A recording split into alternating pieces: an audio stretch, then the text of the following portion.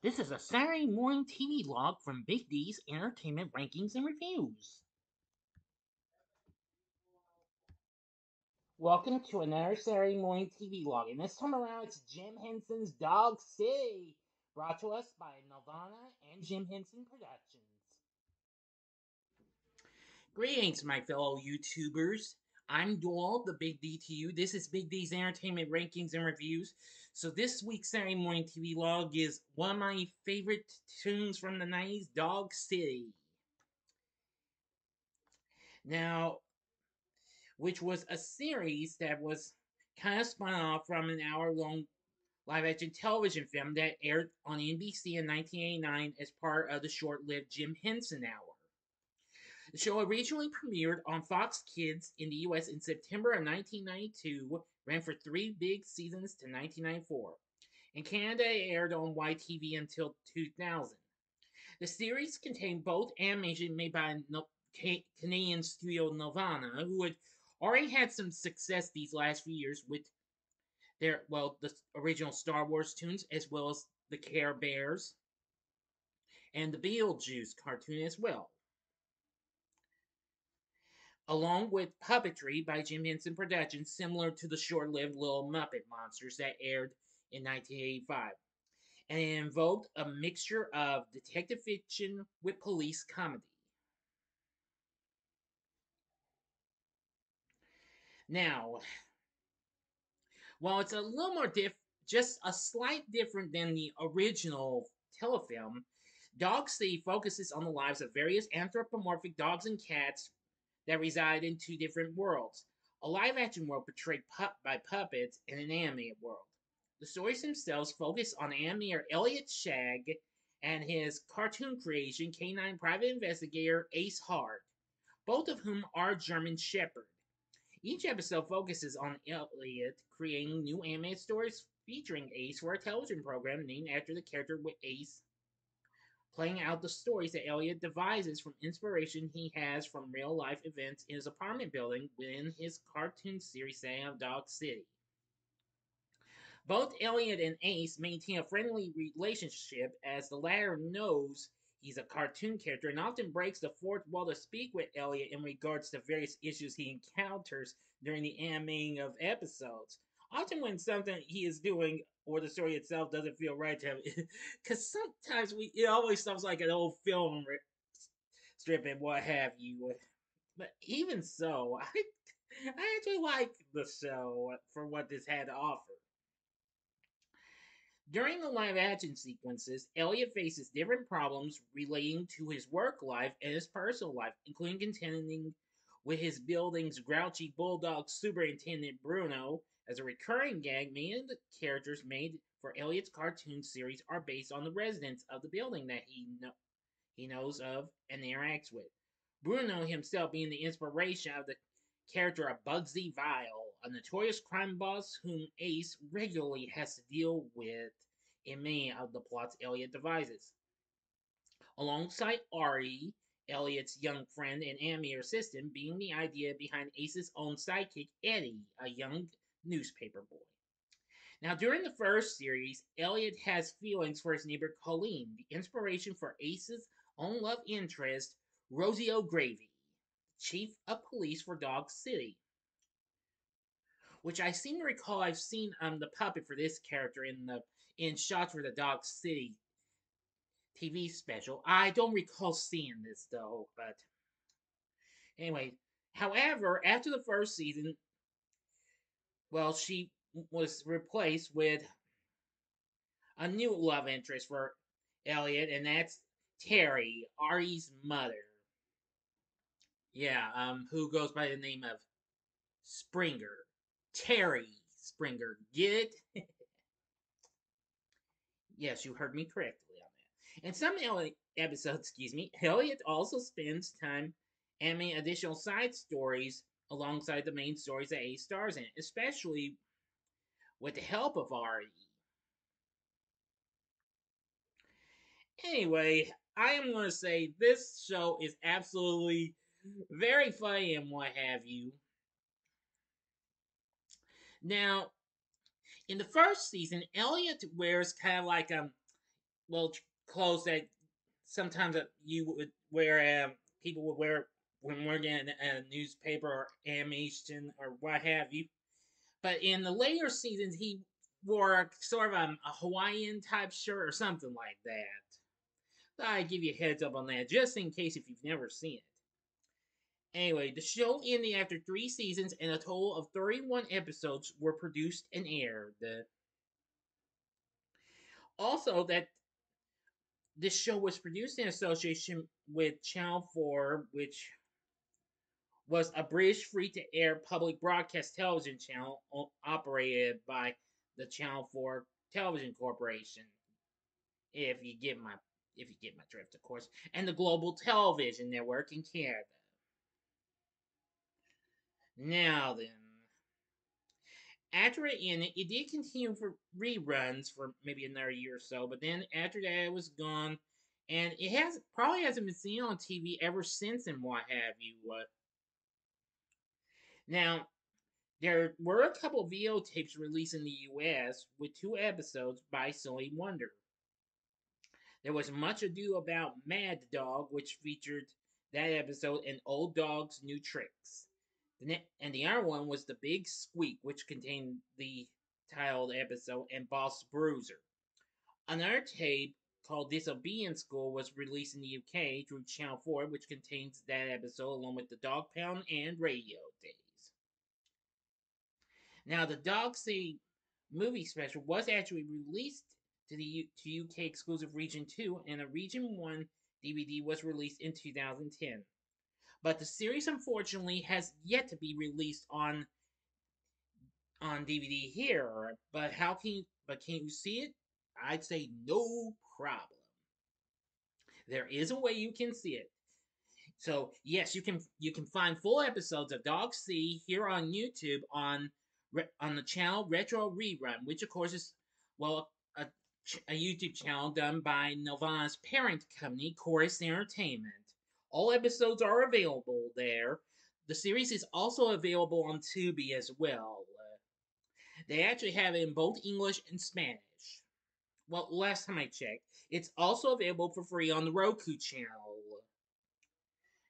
And those are other two. That's another site you can go to check out for free. So you can find it on YouTube, Tubi, and the Roku channel. Anywho, I'm gonna say Dog C had a lot of fun moments and what have you, and lots of good laughs and great characters. Now, for the animated characters, we have Ron White. No, not that. No, not the guy who was on the Blue Collar Comedy Tour. This is a different one. He's a late great Canadian actor and what have you. He voiced Ace Hart. Yeah, he's pretty good, especially when he does break the fourth wall. He screams, "Elliot!" Not quite close to sound like that. Boy, he's funny though. I like him. He's a great character. Rosie O'Gravy is voiced by Elizabeth Hanna. She's a beautiful, rough collie. Thought I'd let you know what they are, since I've already mentioned what Ace Hart is. He's a German Shepherd. Stuart Stone voices Eddie, an English Springer Spaniel. Bugsy Vile is voiced by John Stucker, a bulldog, and he's known as the Dogfather of Crime. He's got his colleagues, Frisky, voiced by James Rankin, a Chihuahua, who's excitable at times. Mad Dog, voiced by Stephen. We met. If I mispronounced that, I apologize. He's the psychotic mongrel of the group. And Bruiser, voiced by Howard Jerome, a bulldog who is Bugsy's tough nephew and henchman. And of course, gotta have a female accomplice, but it's a female cat known as Key, voiced by Paulina Gillis, who serves as Bugsy's gun mall. And she owns the Kitty Cat Club, which is often used as a hideout and front for Bugsy's group. Now, not just Bugsy is Ace's archenemy.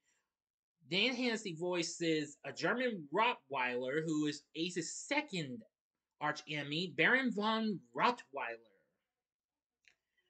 And Leon Berger is a dachshund who serves as a valet and henchman, but he doesn't talk for some reason, so he doesn't talk and what have you.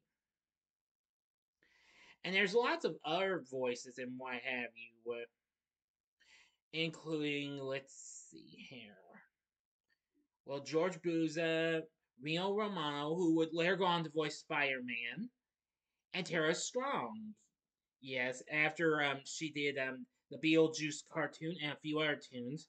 Although she did go under her, I think she went under her original name though, which was Tara Sharanov.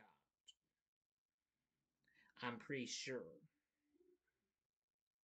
And there's a whole bunch of other characters and what have you. Now, for the live action sequences, their performers, Elliot Shag is performed by Kevin Clash, who you may know was the original performer to a certain little red monster from Sesame Street. You know, yes, you heard me correctly, Elmo. He also was performing Baby Sinclair on ABC's Dinosaurs at the time as well. Now, I am gonna say he's really, really funny and what have you. Let's see. Actually, Elliot also appears in animated form in a couple of episodes, In Your Dreams and The Dog Days of Summer Vacation, which Clash also voiced as well. Joy Mazzarino performed Ari Springer. Yeah, he's pretty funny. He also has a squeaky toy, a yellow rabbit called Mr. Mookie, who actually started its own cartoon later on in the series run. Fran Brill, who I know this one pretty well. Let's see here. Oh, there's don't say what though, or who, or what have you. I'm trying to look through and what have you. Well, yes. She was well known for portraying various Muppets and what have you, especially on Sesame Street, where, well, she did she created Prairie Dawn, and she performed at puppeteered Zoe, Lil Bird, Betty Lou, and many others. Now, as I recall, she also did perform as Alice Otter, Emmett Otter's mother, in Emmett Otter's Jug Band Christmas. I think she also did Grover's mom too. I think. Yeah, I'm pretty sure. Yeah. Okay, enough said. She did both Colleen Barker. Now, she was she has she is said to have moved away from the apartment when the character was dropped from season 2. Now, when Terry Springer shows up, oh my gosh, really, really great character, beautiful businesswoman, who of course is Ari's mom, an English Springer Spaniel. Now, Bruno's performer was Brian Mule,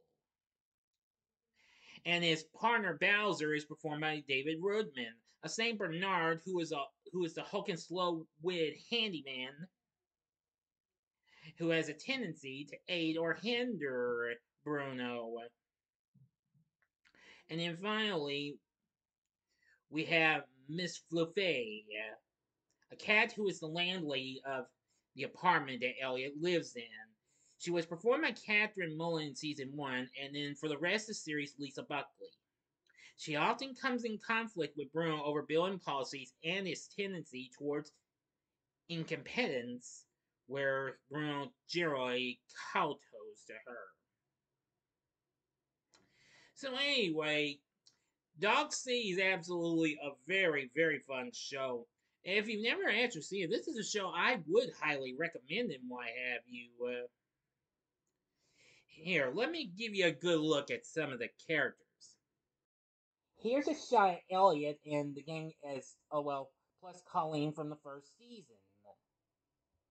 Here's the whole group, along with Terry and Miss Fluffy from the closing bit with the title card for the series' second season till the third season.